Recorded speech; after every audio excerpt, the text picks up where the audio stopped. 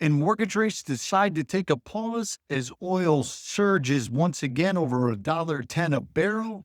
And President Trump indicates that the conflict has another 2 to 3 weeks.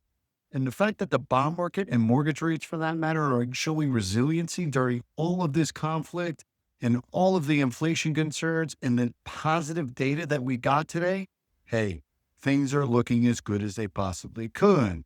So, on the data front, what do we get today before we tackle the geopolitical remarks by Trump last night? Today, we got initial jobless claims. They were lower than anticipated. That is actually good sign for the labor market. We need the labor market to be struggling in order to offset the fear of inflation.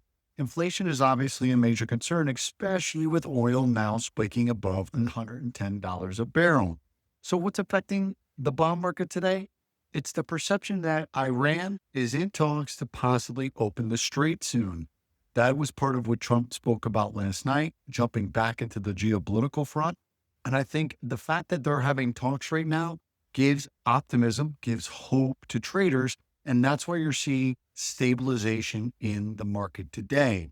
Given this conflict, one has to assume that in April, as data starts to be released, that the data for March is not going to look too good. So that is something that I think the traders are anticipating they're going to see.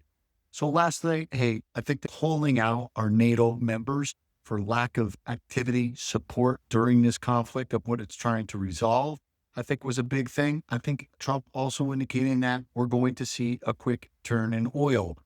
I don't think that's going to be the case. I think you'll definitely see a drop back into the $80 range, but to get back into the $60 range is going to take some time. My prediction will be looking around June, July, August of this year. So who am I?